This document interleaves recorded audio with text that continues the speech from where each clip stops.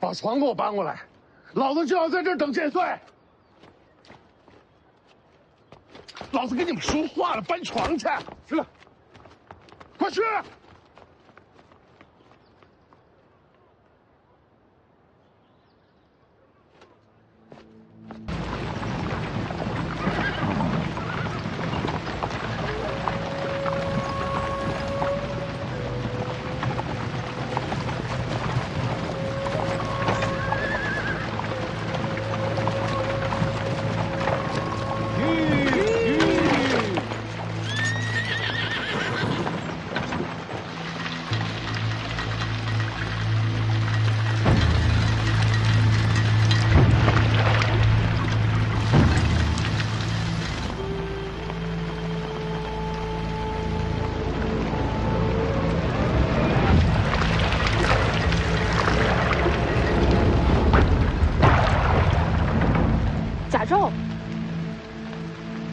福将红甲，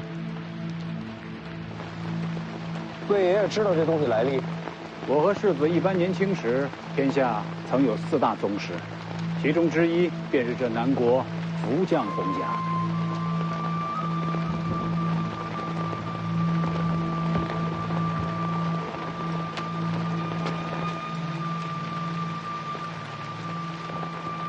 前面拦着那个就是。可这福将红甲人当年刺杀先皇，被人毛韩雕寺亲手剥了甲胄，这尸体和红甲都挂在旗上示众，这可做不了假。奇怪了，这红甲又是哪来的？会不会是福将红甲人的子女？不可能，天下红甲只有一副，如今该藏在皇城才对。我去试试。轮不到魏爷冒险。叔兄，李钱塘。借马一用，随你用。枪！咱俩谁先谁后，出手也得分个主次吧。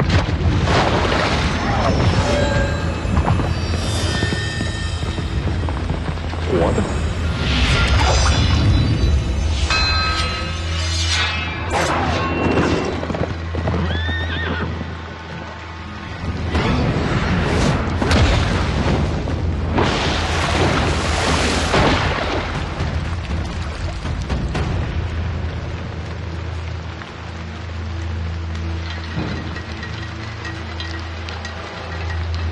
还好，不是4大宗师里的福将红甲。谁说不是？那这福将红甲应该更强才对啊！这红甲出自龙虎，是上古战甲。可是很少人知道，这红甲可以分成5句，对应5行：金木水火土。这是水甲，大雨倾盆，威力最甚。那2个打不过他的，叫他们让开。停手！回来！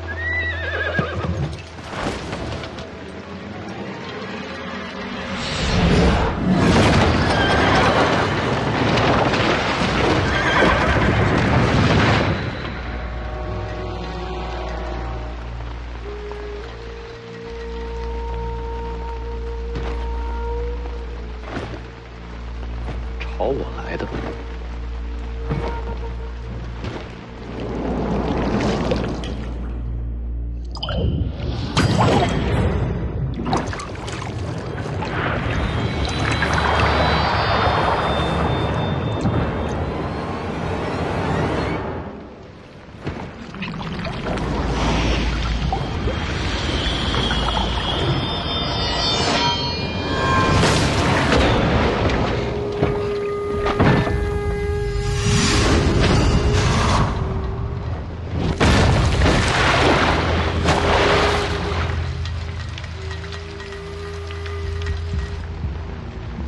这就完了？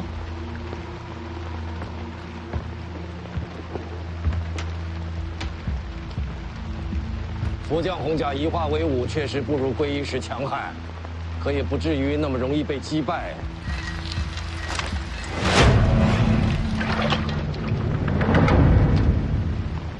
这都没死，虽身有死，这已经不算活人了。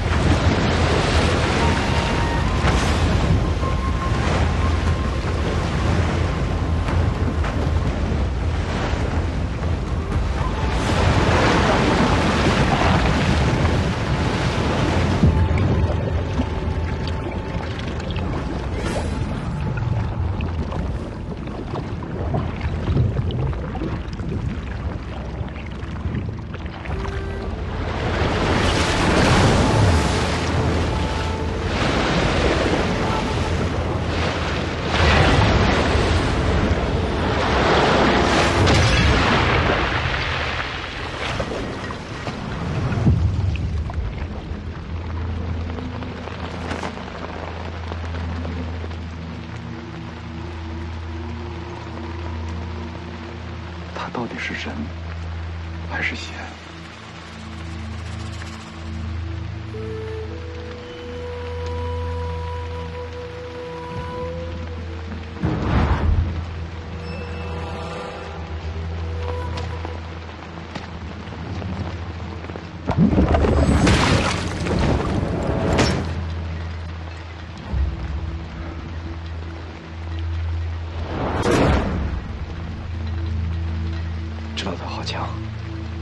我怕是对付不了。小舅子还真不好杀，宁杀没戏，再找机会吧。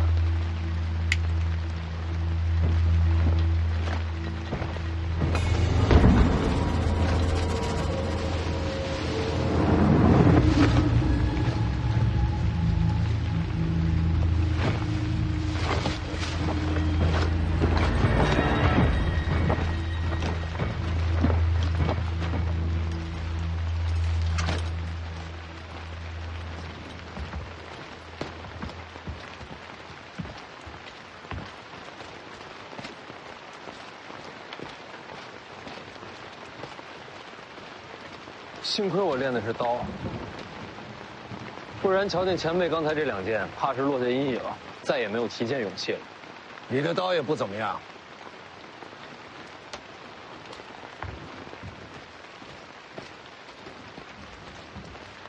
哎，呵呵，怎么样，小丫头？比不过白虎脸。那丫头是不错，可与我相差甚远啊。人家双刀舞的比你好看，嘿，我也会漂亮剑法，长得也比你好看啊，这也能比呀？所以我不做你徒弟，别想来。你的天赋真的不比外头那小子差，若跟我学剑，必成大器。我这身份，本事越高，死得越快。你怕姓徐的小子杀你啊？我看他舍不得。嘿，那家伙阴险毒辣，什么事做不出啊？我教你啊，保你胜过他。不学，练武太苦。想学的时候记得告诉我啊。为什么非要教我？你天赋不错，还有那蛮不讲理的精气神也合我心意。嘿嘿。他呢？那小子天赋不错，只是心思太深，还得再看看。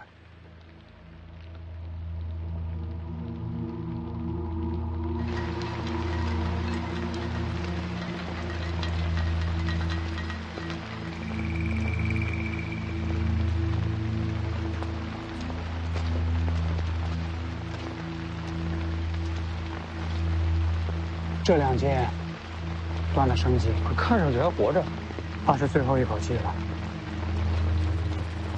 兄弟，你到底是谁？为什么要杀我？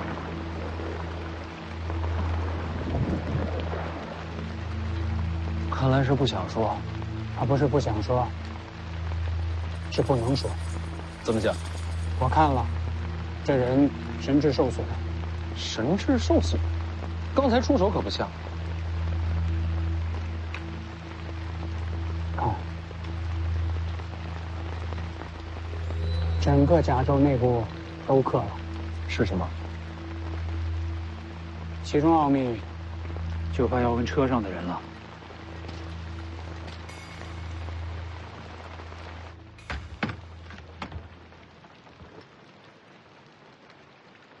你看，这是什么呀？那红甲人身上的。这面刻的是什么？瞧着诡秘，这世上怕是没人知道底细了。小子心思不正啊，拐弯抹角来探底细。前辈知道。知道你就说呀。这是真气，真气。这符箓是用特殊材料刻下，作用是流通真气。真气在这些纹路中流通，不仅仅是流通，还能储存真气。最奇妙的就是，这符箓将真气传入这里，脑袋里。所以说，外面那人不是天生神力。这红甲阴损得很，等于是培养一批死士，再用甲内储存的真气助其伤人，所以我才下了杀手。那里面的人，宁死也不会投降。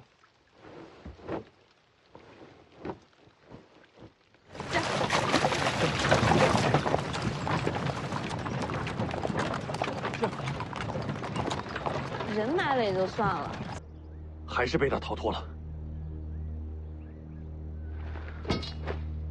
宁峨眉甘愿领罪，只求世子饶了凤子营剩余的将士。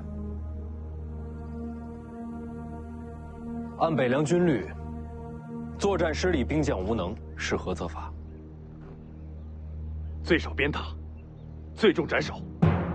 我们这边也遇上了洪家人，他们两个对此可是束手无策。你能将其逼退，已是难得。我再多问一句，激战中，凤子营可有未战后退之人？一步未退，只有战死的凤子营，没有逃命的北凉兵。好，死伤过半，勇战不退，可称骁勇之士。此战凤子营勇战得胜，有功无罪。起来吧。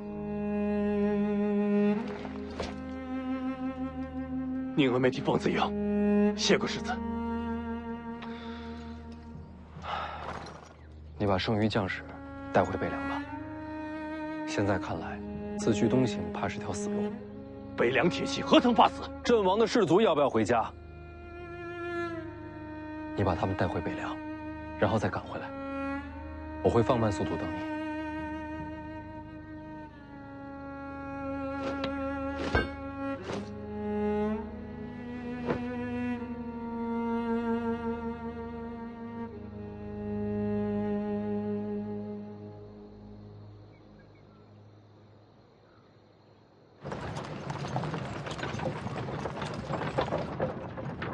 收买人心的手段不错，新丁的不好说，剩下的兵卒恐怕会为你战死。凤子营没那么容易被收买，我也不愿他们战死。你是世子啊，他们为你死是天经地义呀。我接手北凉就是为了颠覆这样的天经地义。这小子有点古怪啊。不说我，前辈方才那两箭惊天动地，我还是忍不住想问前辈名号。我用剑，你可以猜猜。不用猜了，他是李纯刚。小丫头，你怎么猜到的？剑神李纯刚。60年前，剑神李纯刚横绝一世，一把木马牛，战遍天下，未逢敌手。你的剑我听说过，连我自己都快忘了自己是谁，又有谁还能记得木马牛啊？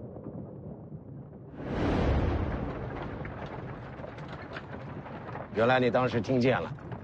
60年，您今日几岁了？修真气的活得都比普通人长，你小子一身大黄庭伽蓝，比我还能熬呢。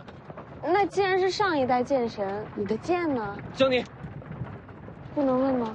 没什么不能问的。与王仙芝一战，我的木马牛被他双指折断了。王仙芝赢了，剑都断了，当然是他赢了。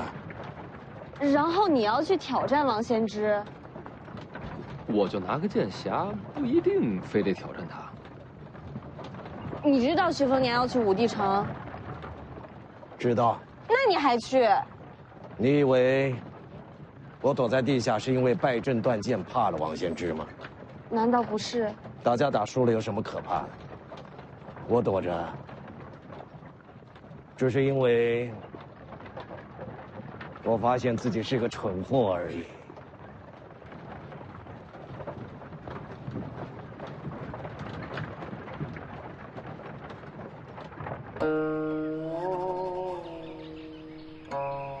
世子，咱们要是绕道而行，1天不到就能离开雍州。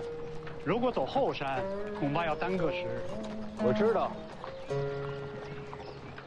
世子，车里真是李存刚？应该不假。这都怎么了？一个名字变成这样。那可是剑神李存刚啊！江湖代有奇才出，这一位独占鳌头50年，他当年的剑法那是冠绝天下，这风采与内无双。真是令无数侠女痴迷，天下剑客敬仰啊！顾兄，你也痴迷李剑神吗？我可是听他传说长大的，对我来说，他就像剑神林凡一样。青鸟好像没反应啊。我就是个丫鬟，嫌贫爱富的，对穷老头什么的没兴趣。姓林的，你呢？吕钱塘，你呢？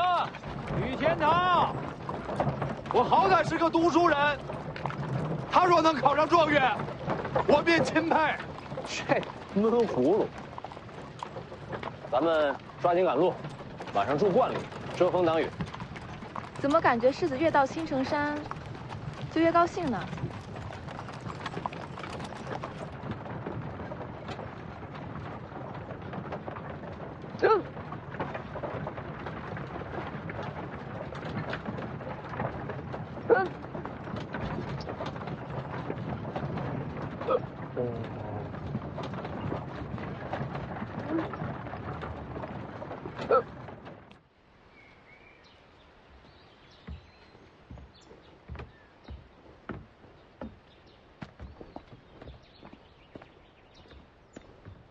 你怎么知道这儿有个道观？我掐指能算。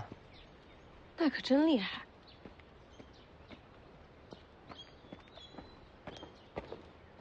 世子，这道观有些古怪。哪里古怪？后院的树都被人给伐了。哦，都用来烧火了。烧火了？当时找不到木柴，就把树都给砍了。啊，原来世子来过。3年前跟老黄住过这儿。你过得也不容易啊。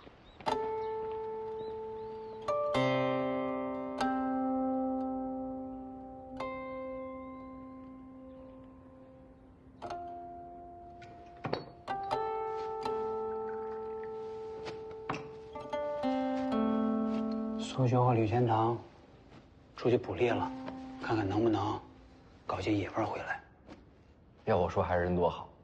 上回我跟老黄窝在这儿，饿得头都晕了，就没人愿意出去找吃。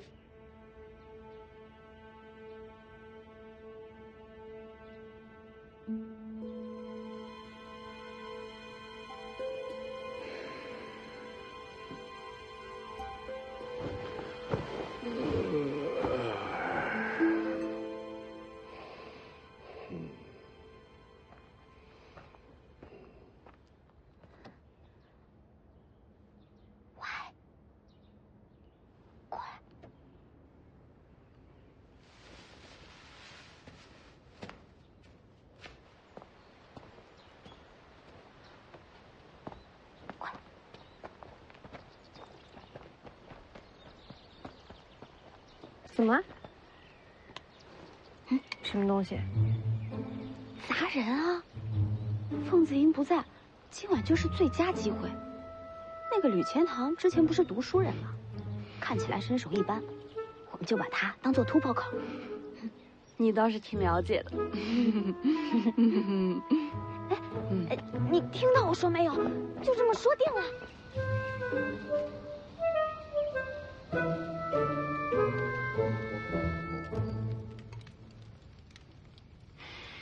青城山的白果鸡，这都被你们找着了，这下有口福了。世子喜欢就好。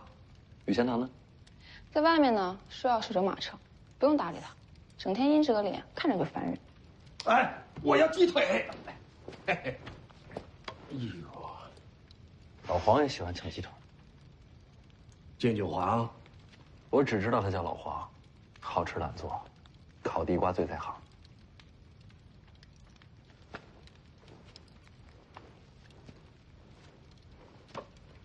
来啊，要吃自己拿。嗯。手上拿根棍子干什么？添把火。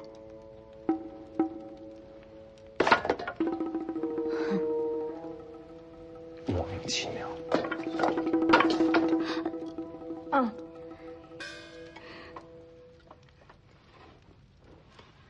3年前，世子和老黄在这儿待了多久？有些日子。怎么会留在此处？不是留下，是被山匪抓了。这山里有山匪？是啊，看见火光来的。没杀你吗？是群傻乎乎的山匪，有老有小，看我跟老黄饿得不行，还分了半只烤鸡给我。还有这样的好事儿？到后来都成了朋友，离开京城的时候给我塞了好多吃的。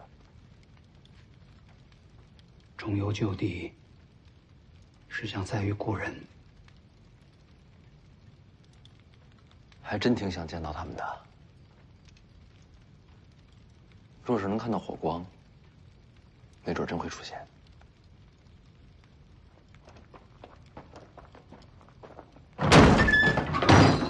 把三姐交出来！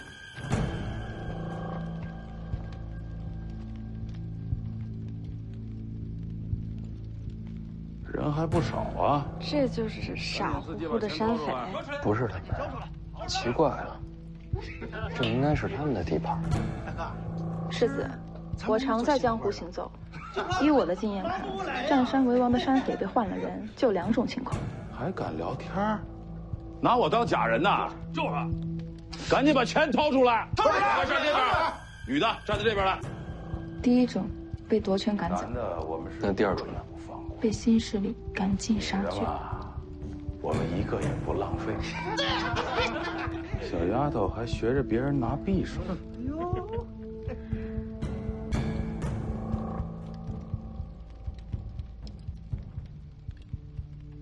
各位大爷，我若是交出这位美人，能否放过我们？反正我们都要死了，能不能再问个事儿？之前的老孟头去哪儿了？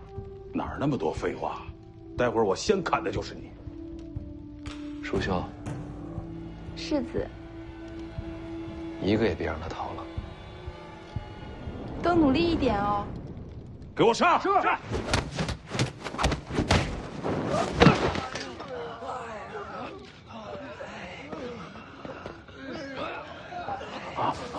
别张嘴走啊！进来聊。罗密欧，我有眼不识泰山，还望大爷饶命。来京城多久了？1个多月了。时间这么紧，没见自己的寨子吧？寨子是原来人留下的。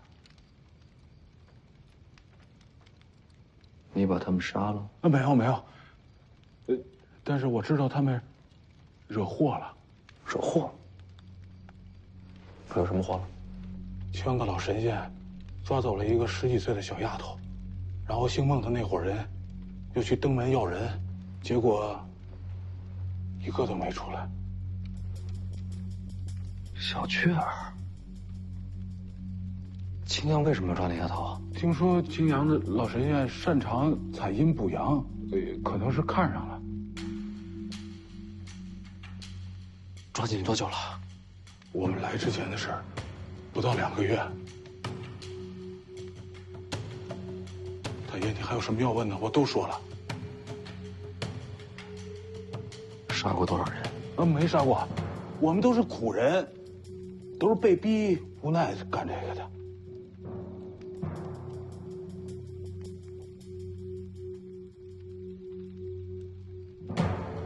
魏爷在，往南不远有个小坡，过了山窝就是寨子，麻烦魏爷帮我看一眼。好。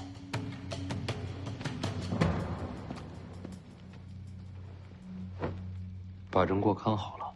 世子放心，一个都跑不了。世子去哪儿？出去走走。一起。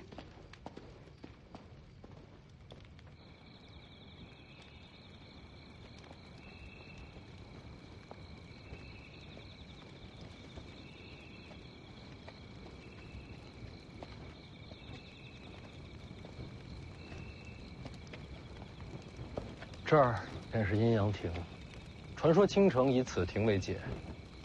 山下是阳间，山上是阴间。阴阳恐怕没这么容易分清吧？是啊，这世上本就是阴阳难分，人鬼莫辨。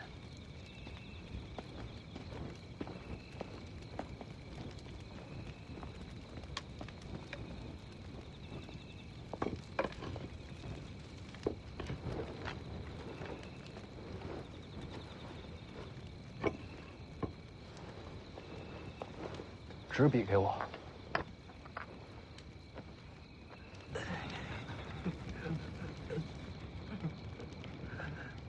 别动。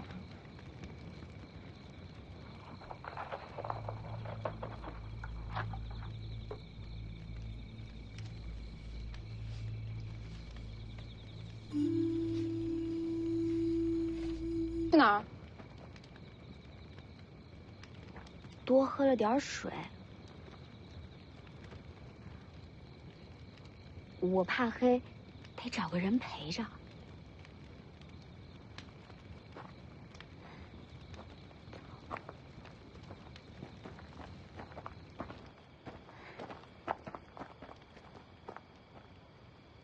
又怎么了？现在人少，正好溜走。没地方可去。哎呀，你别在这儿废话了，反正你先跟我走啊，等我把猫带上。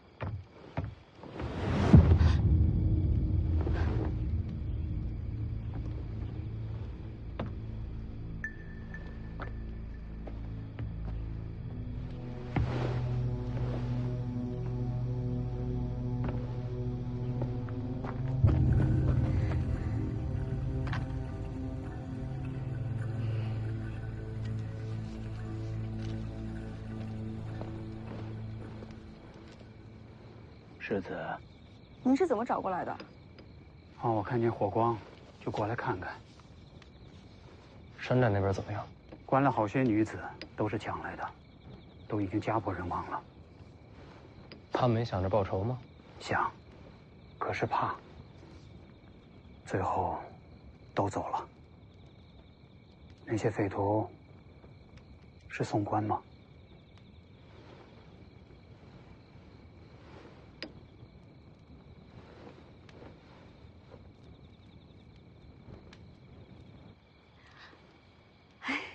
我们两个开玩笑呢，我们不想逃，我们两个。徐骁只让我保护徐凤年，其他人和我没有关系。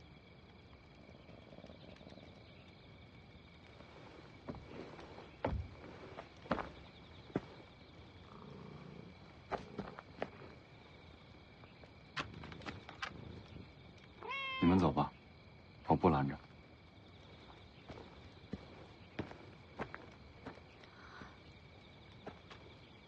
赶紧走走。不用了。北凉离这里不远，我若真跑了，一支信鸽就能把消息送回去。你总得试试吧。没机会，何必徒劳？我。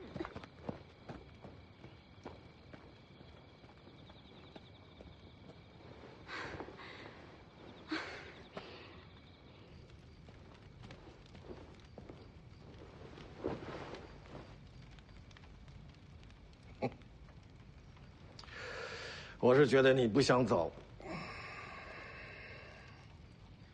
外面说话你能听到？我想听见就能听见。怎么样，小姑娘，要不要跟我学武功啊？有了一身本领，走也好，留也好，都随你心意。不学。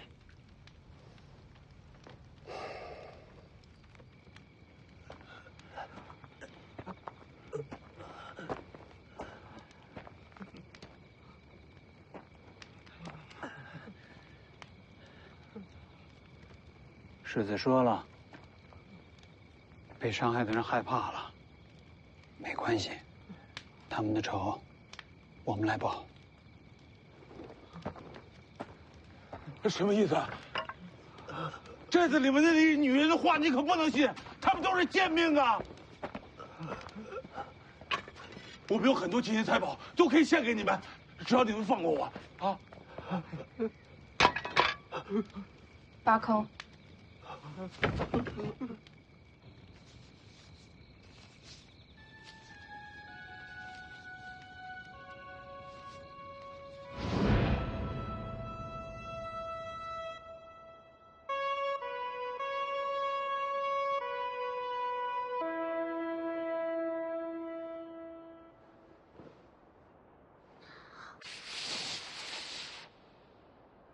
我怎么不行啊？我教你啊。哎，徐哥哥，我就知道你会走的。等教会了你，我再走，好不好？那，你以后要回来看我。一定会来。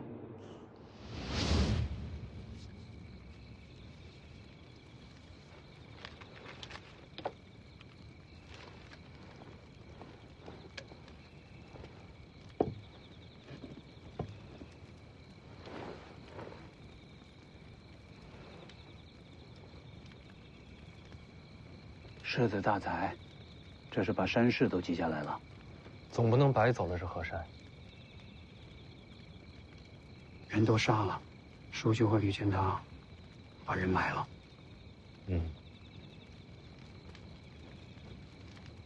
魏爷是有话想说。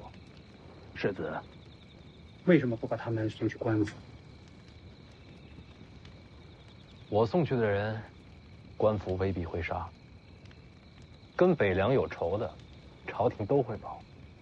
当然，这些只是些山匪，无足轻重。但我就是怕万一啊，这么多条人命的仇，不想让他们有机会逃出生路。那些山匪也是罪有应得。不是所有的山匪都这样的。当年老孟头，别说杀人了，打劫的时候遇着苦命人，他还要自掏腰包。我跟老黄身无分文被他给劫了，走的时候他倒给我们好多钱。那也算义匪，根本就不能算是匪，只是活不下去的山民罢了。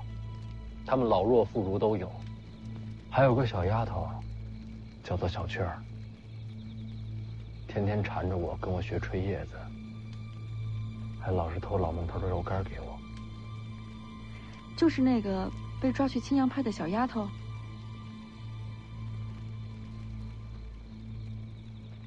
青阳派吴灵素，先帝御赐青城王名号，自立神霄派，继武陵门派，又是皇室耳目。青城是北凉境外第一关隘，这吴灵素其实就是暗中监视北凉。我知道，这次路过青城山，本来打算好了，要避开青阳派的。世子做得对，此时正跟朝廷保世袭罔替，就不能和吴灵素起争执。我答应过小雀儿，要回来找他。被抓这么久了，到如今什么都晚了。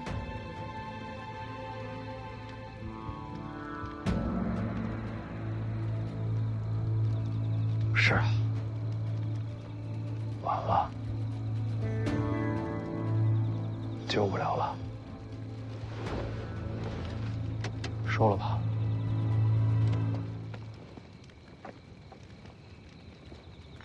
看这石碑，先皇御笔。不管你是何人，下马说话。这字儿也不怎么样。找死！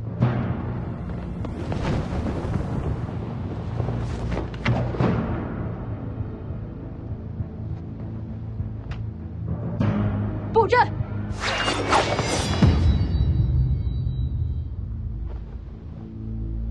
神霄剑阵，谁破一个给我看看？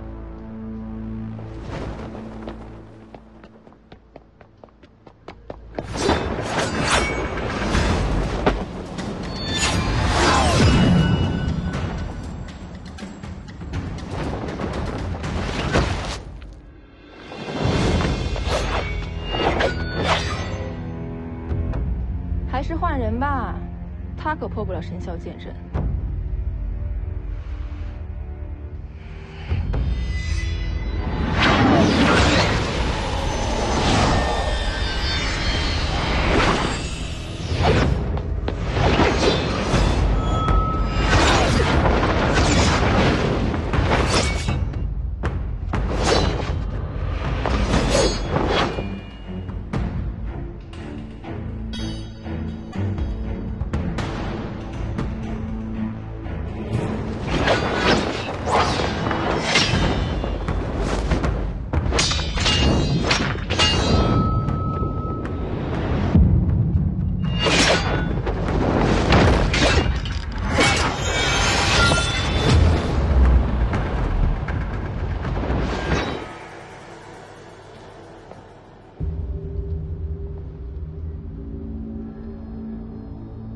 这小子是不是变强了？用的是赤霞剑诀，很高明的剑术吗？高明个屁！靠气血内爆才借来一点力气，用的越多，伤的越深。练这个的都活不久。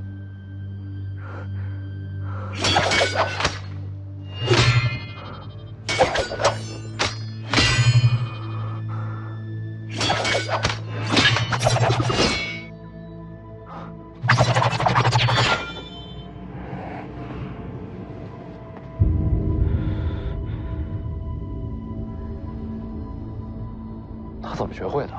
王爷给他的。许萧匡的。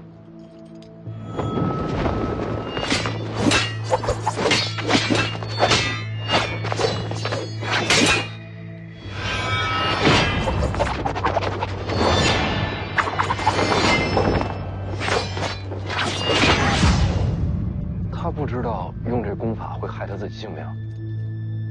知道。你真的想好了？此剑法虽然威力很大，但凡是练它的人，死的都很快。若我用命来拼，能换林家一线生机，我死1000万次，都心甘情愿。给他吧。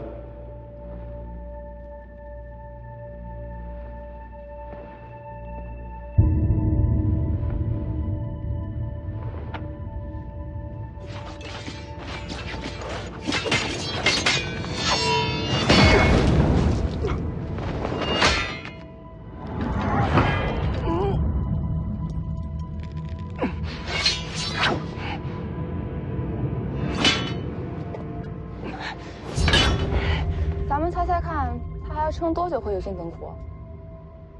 我猜1个时辰。帮他破阵。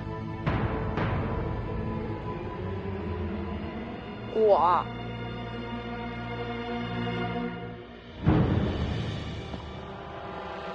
世子说什么就是什么。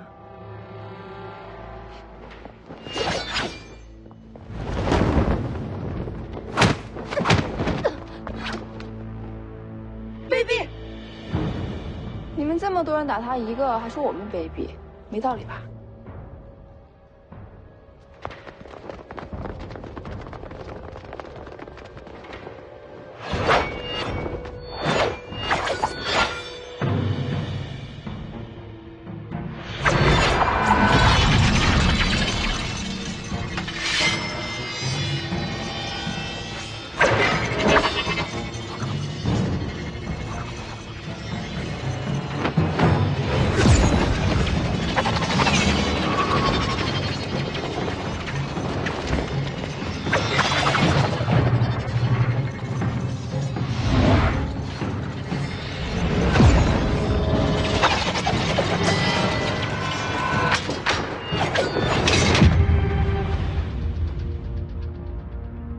方才是一霄阵，现在才是真正的神霄剑阵。很强。唯有李先生出手，方能破阵。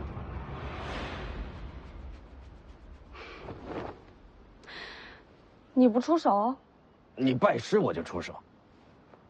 不出手拉倒。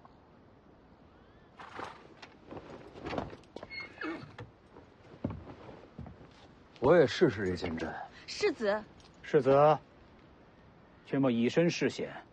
是我惹的祸事，不能躲在一边。我陪世子冲阵。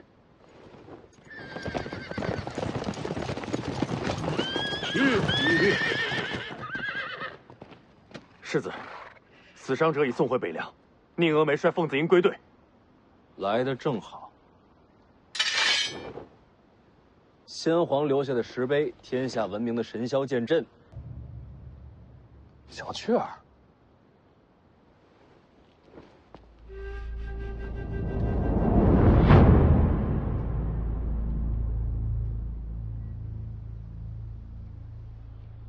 青城王吴灵素。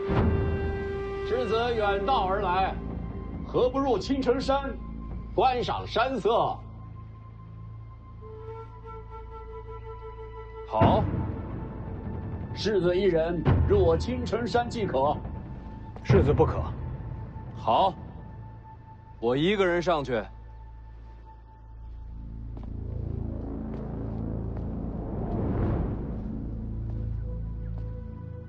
辛苦了，都退回去吧。还没到青州呢，你不能死。当然。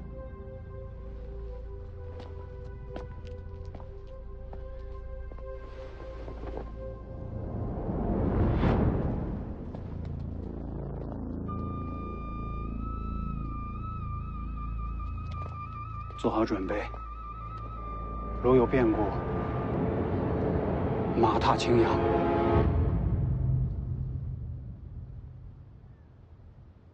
这小子是傻了，真的就一个人静下来。你这丫头也不担心啊？万无一失的局面，有什么好担心的？你是说我肯定会出手救他？不如赌500钱。徐凤年不用你出手，一样能化险为夷。这小子刀法还未入门，不可能有这本事。赌不赌？赌。能溜进去吗？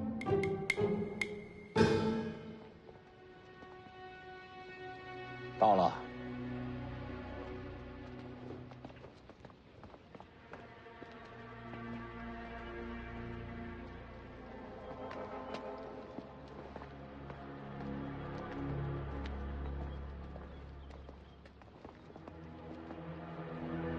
小雀儿，你先进去。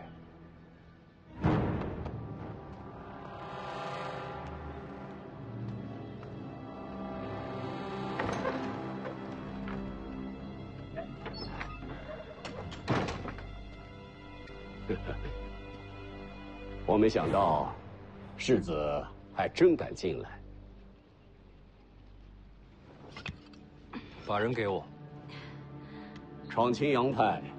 就是为了这个山野丫头，你开条件。刚才为你闯阵的那一男一女，是你的侍卫吧？对青阳派无礼，我要他们的命。可以，把人给我，那2个交给你。世子现在就出去，把2个人都拿来。买卖不是这么谈的。这不是买卖。世子入了青城山，命就在我手里，你没得选。这就骗不下去了。你觉得这小子接下来该怎么办？怎么办？谈不了就打呗。他还敢动手啊？怕什么？现在骑虎难下的是那姓吴的。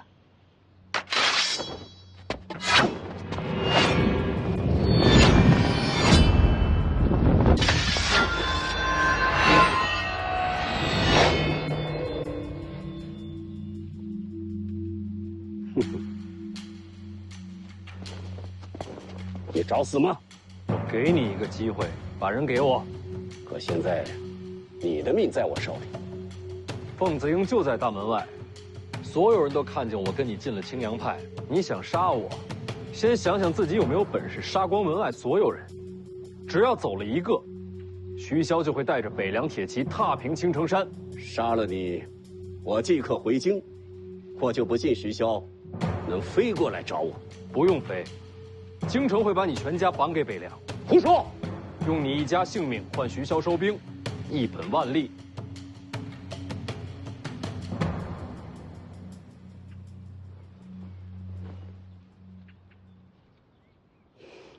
你输了。你一早就明白这局面了。这有什么难的？区区一个青阳，怎么敢明面里杀北凉世子？所以徐凤年孤身入山门是有恃无恐。这家伙贼得很，怎么会去送死？没想到你是他的知己啊！你才知己。记得500钱。世子名不虚传。贪花好色吗？难怪他一直夸你。谁夸我？说什么呢？行了，人你交给我吧。京城那边就说我仗势欺人，皇室不会怪你。不急，有人想见你。老孟头没死，有眼光，有胆识，世子很了不起。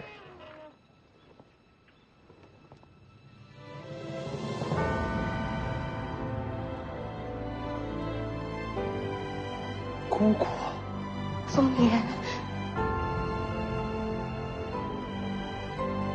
姑姑，赵玉台，你认识？我躲在听朝廷底下好些年，徐骁夫妻每次来见我，他都守在边上。他是徐骁的人。你知道徐凤年他娘吧？王妃是府上第一个对我笑的人，我到现在都还记得。他娘姓吴，来自剑冢吴家，是吴家上一代剑冠。吴家的剑主都有自己专属剑室，与剑主一起长大。这么说，她是王妃的剑士，名为剑士，各司姐妹。难怪叫姑姑。姑姑不哭，不是哭，是高兴。当年我娘死后，姑姑就没了踪迹，莫非是被她囚禁此处？他是你姑父。那这是怎么回事啊？当年游历，你和他们相识，你这身份有许多人盯着，你的朋友就是你的弱点和把柄。我把他们带到青阳派，也是为了保护他们。是啊，徐哥哥，这里的人都对我很好。那老孟头去哪儿了？他们都悄悄地送去了北凉辖内，如今有了田地，过得非常的好。师傅说我有天分，如今我也是神霄派弟子了。你拜姑姑为师了？他拜在你姑父门下。可他不是皇室御赐的青城王吗？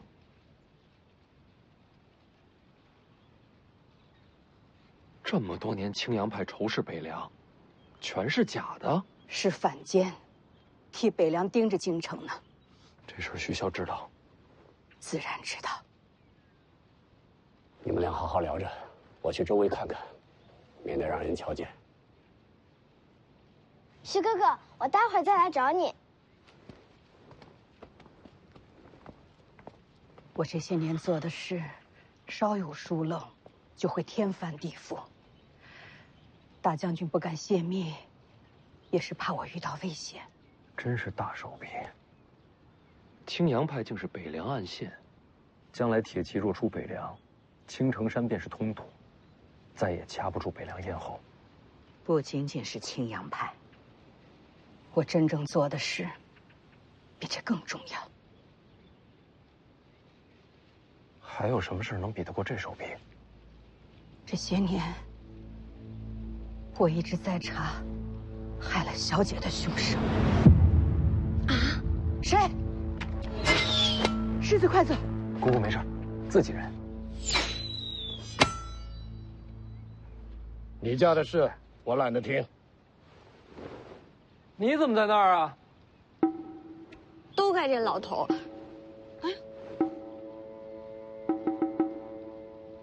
不会有什么大事儿。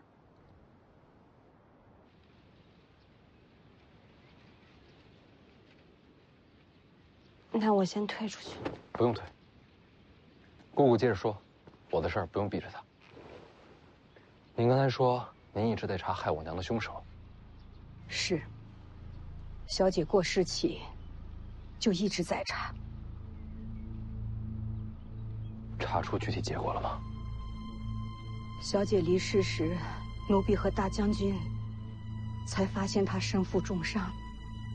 可小姐不肯说出害她的凶手是谁。对手太强，娘是怕报仇害了全家。这些年，我一步步排查日子，细算因果，大概能猜出她何时受的伤。当年小姐曾独自进京，她的伤应该就是那会儿留下的。具体什么时候？那时正怀着世子。凶手人在京城，查出是谁了吗？还没有，一点细节都追查不到。可查不到，本身就是个大案。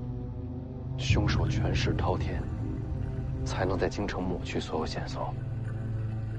大将军让我在青城传出你姑父采阴补阳的好色名声。徐骁这什么路数啊？大将军有话让我转告。他说，你不愿用大将军的方式接手北凉。是。那些山匪，世子杀了吗？杀了。换做大将军，他也会动刀杀人，为亡魂复仇。那些山匪是他安排的。是。官府四面围堵，就是将他们逼到青城。这些人是为世子施刀锋的。大将军还猜到你会孤身闯宫，他事先就说过，这心机手段和他行事并无二致。他说你想走一条新路，可到头来都在大将军为你铺好的路上。我知道，世子始终记恨大将军不肯追查小姐的死因。世子，你要明白，此事牵连甚广，必须保密。我明白的。大将军说，你不愿杀人，可事实证明，该动刀的时候，你一样不会手软。世子和大将军，其实本质是一样的人。不，我和他不一样，我不会牺牲家人。世子和大将军的事儿，我不便多说。可大将军和我说了，等你闯上青城，我就把这些年追查到的所有细节都交给你。从此以后，无论多少年，哪怕我和大将军都不在了，可你一定要追查下去，替小姐报仇。他不说，我也会查下去。世子，稍等，我去给你拿些东西。好。抓得太紧了。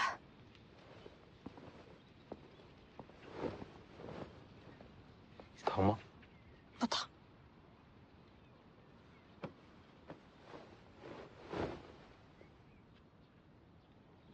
对不起，你怎么也不很疼啊？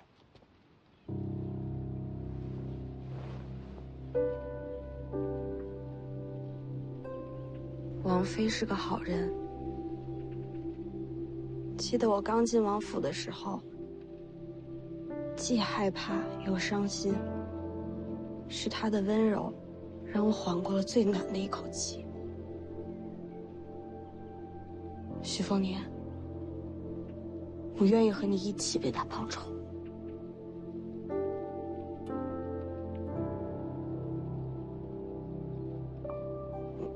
但我和你还是照样势不两立的。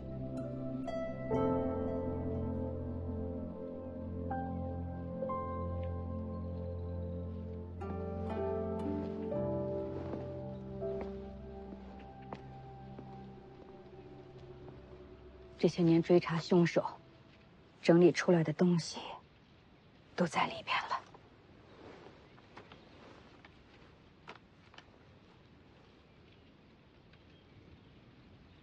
姑姑何时嫁给了吴灵素啊？在入神霄派之前就嫁了，当时有了世珍，她和世子差不多大。人在哪儿？在京城。你姑父被封青城王，受命与北凉抗衡。说起来权势不小。是被当成了人质。只要我的身份不拆穿，他就没事。得想个办法救他回来。他的事，世子不用担心。你好好看这个。看完烧了。姑姑去哪儿？我有些事情去办，一会儿就回来。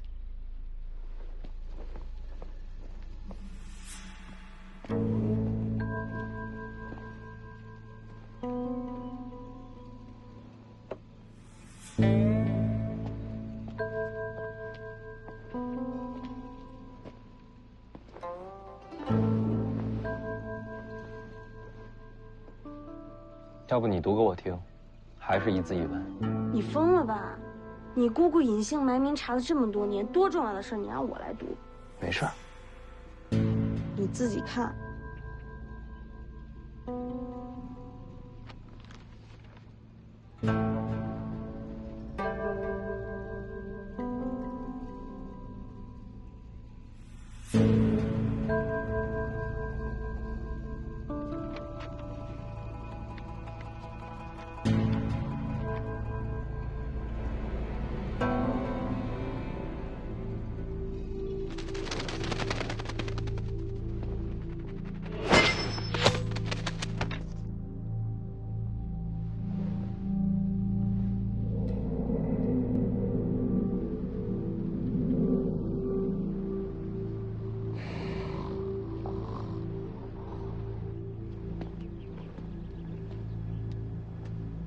送的什么消息？我们有多久没见到世珍？他一个人在京城，无人可信，随时都有亡命之险。我问你送的什么消息？徐凤年此行细节，这本来就要送去京城的，得让他们知道，徐凤年闯剑阵，京城才会更相信我们的立场。还有呢？还有北凉的军营部署，用这个才能换世珍回来。小姐待我如姐妹，我这条命都是她的。只是一份军营部署，并不牵扯绝密。是谁让你这么做的？我救自己的儿子，不用人教。打世珍最后一次传书回来，你就开始心神不宁。是他叫你这么做的。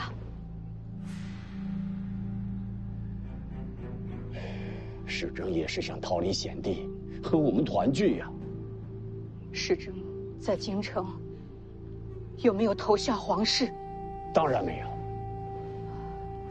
那就好。你就不想救他回来？你真的要为北凉献出儿子的命？大将军已经启程前往京城。他跟你说过要救世珍回来？没说过。那你怎么信他？如果这次京城之行，大将军没有带回世珍，那我就亲自入京，救回儿子。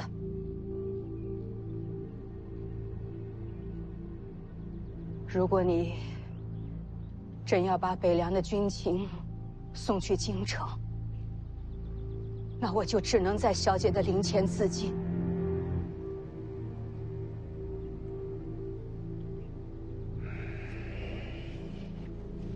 好吧，我不送信。这些事不要讲给世子听。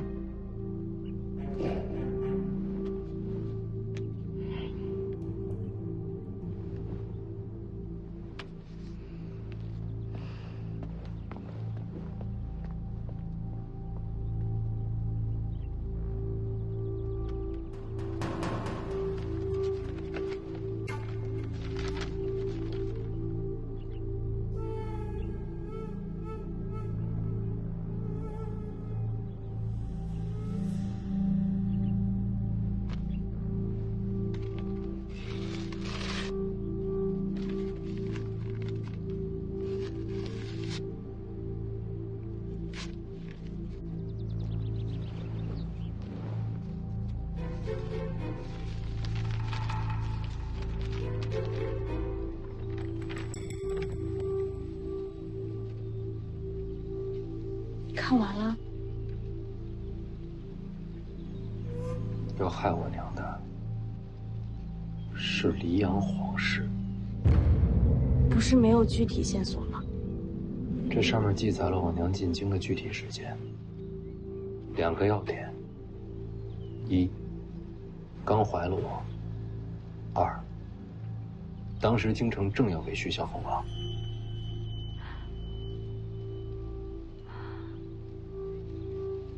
黎阳朝给你爹封王是无奈之举，他扫灭6国，不封王，天下人都会心寒。但黎阳皇室绝不希望北凉大军有一个少主。所以我娘怀孕，是皇室最害怕见到的事情。那你的仇人是黎阳皇室啊？是。这结论你爹也能推出来，他为什么不起兵杀进京？